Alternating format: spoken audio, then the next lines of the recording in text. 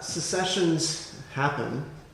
There have been several in the past few years.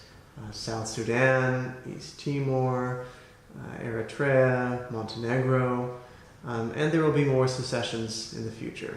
New states will be created in the coming years. And the question is how states are going to handle future secessionist challenges. Secessionism, the desire for self-determination, for self-government, it's always going to be with us. And central governments need to figure out a way to handle that demand in a way that is legal, peaceful, and democratic. In international law, the right to self-determination is intended to apply only to cases of decolonization. And while I would believe, as many international lawyers do, that the standard is completely arbitrary, there has to be salt water between the metropole and the colonized area seeking independence. That seems extremely arbitrary. While that is arbitrary, that is the standard, and it says nothing about whether central governments may decide to allow secession under other circumstances. Remedial right-only theory really doesn't make sense, because who would interpret the just cause? Obviously, it can't be the central government. It's really important, and it can potentially have a big influence in the Scottish process. Because although the majority view in England appears to want the UK to withdraw from the EU, the majority view in Scotland would like to remain a member.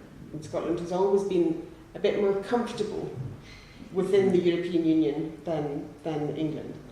The timing is not quite right for affecting this referendum. So the independence referendum is September 2014, and the UK general election is not until the next year, and it's that general election where this would be a big issue, and only if the Conservatives are re-elected to government would there be a referendum on EU membership sometime over the years after that. It's one issue, though, that if the independence... Les puedo dar nombres de politólogos que piensan en sentido contrario.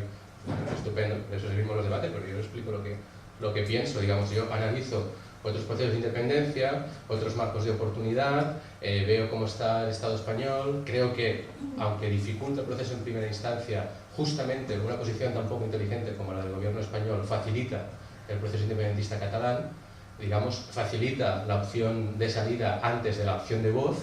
Y hay una serie de elementos que me hacen pensar que de momento lo que se está cargando es la balanza de factores en favor de no sé qué tipo de independencia, porque siempre hablamos de independencia en un sentido, cuando hablamos de Escocia, la independencia pues como parecía pues, una gran interdependencia, ¿no? Pero en todo caso, que no hay vuelta atrás, yo lo afirmaría con una cierta rotundidad. Creo que si nos imaginamos, como ha pasado en otras ocasiones, el proceso de reconocimientos como una hilera de fichas del dominó, que normalmente, digamos, en la política internacional pues se prefiere no ser nunca el primero en dar ciertos pasos. O sea, el pionero está mal visto en la política internacional, ¿no? Si tú intentas seguir la corriente, yo creo que la primera ficha importante que tiene que caer, y a partir de la cual caerían otras, es el reconocimiento en algún sentido de la Unión Europea, ¿no? Entonces, por lo tanto... Beste ikuspegi bat erabili da Europan, eta hori da politika publikoa lurralde esparru bat hartu, eta lurralde esparru horren politika publikoak koordinatzea, diagnosia egitea, ebaluatzea, eta honetan be daude, eta igual ikusten daude hemen, ikusten daudela hiru eredu. Zerbitzu publikoen kudeaketa, edo zerbitzu pribatuena ere bai. Eta gero daude politika publikoak egitea bideragarri egiten dituzten beste hitzarmen ereduak. Eta hemen ditugu ere bi mota. Batzuk dira lurralde erakundeen agintarik elkartzen dituena, eta beste batzu dira lurralde erakundeen elkarteak eratzen Zuzenbidearen posizioa edo jarrera independentzia deklarazioen aurrean, baizik eta hirugarren estatuen jarrera errekonozimentua gauzatzeko. Eta errekonozimentu hori gauzatzeko, hirugarren estatue begiratuko diote estatalitate baldintzak betetzen diren, hau da biztanleria egonkorra, lurralde zehatza, gobernu eraginkorra, eta beste estatuekin harremanak izateko gaitasuna ote duen, erakunde edo lurralde horrek. Baita ere begiratuko dio prozesuari, prozesua zilegitasun demokratikoa izan behar du, negoziazioaren bidea gauzatu behar da, ikusiko dugu gauzatu saiakera egin, eta nolai blokeoa gertatu ondoren ere sezesioa zilegi izango dela, baina hori gero komentatuko dizuet, eta ondoren nolai abortza ez erabiltzearen debeku orokor hori ere horri begiratuko diote hirugarren estatuek errekonozimentua. Esaten da, erreproduzioa kanpoan, objektiboak ditu erakundeetan dauden erlazio botere horiek, hau da sistema ekonomikoak ezartzen dituenan eta sistema politikoak eta abar, gure pertzepzioetan, gure mundua ikusteko eran azalarazten direnean, bai? Ze horrek egiten duna da, kanpo edo objektiboak diren botere erlazio horiek mantendu, bai? Gure pertzepzioen bidez, hori da erreproduzioa, bai? Kanpokoa, barne ikuskeran erreproduzitzen duzunean, egiten duena horrek da berriz ere indartu kanpoko botere erlazio horiek, bai? Noski, hemen dinamika oso simpletu esplikatuek eta gainera gizarte zientzietan eta gizartean orokorrean erreproduzioa beti da aldaketa, bai? Beti dakar aldaketa bat, ez da erreproduzio homogeneoa, eta ez da makina bat, ez da hiltze makina bat, egun erreproduzio horren beti eraldaketa. Bidez, Euskal Langileriaren ahotsa erakundetu da, esan dutena, eta beraz zertifikatu eta legitimatu, eta hori oso garrantzitsua da, baina Eskoziako prozesuan ere ikusten da. Eskoziako prozesuan hartu dute abiadura azken 10 urteetan, baina beren klase sozioekonomikoak jarri direlako horren da, ez Eskoziaren arazoetariko baztan ez zeukala berezko enpresari klaserik. Horren dela hori dute arte. Eta orduan, osatu ez duten arte, berezko klase enpresariala, eskozesa, ez da hasi independentzia prozesua. Begiratu zen delako garrantzitsua, dan klase sozioekonomiko berezkoak edukitzea.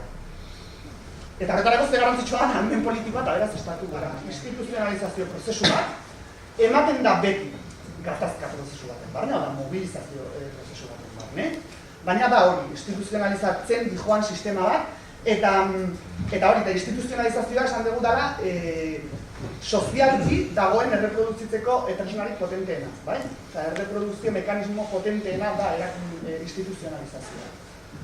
Eta hori izan dugu, eta ikusi duguna hainbat adibidekin eta da estatu erakundeek egiten dutena da jarri, adibidez, izan dugu, baldintza guzti horiek klase ezberdin batzuk birsortzeko, bai? Ezberdinak direna ondoan dauden klaseak. Estela askotan, hor betiko ez da baina gurdia atzetik edo aurretik, baina badirudi subjektu bat behar degula eta subjektu hori ja argi definitzen dugunean hau sedia mugak, hau dira zensoak, erraulak, oain bai erabaki.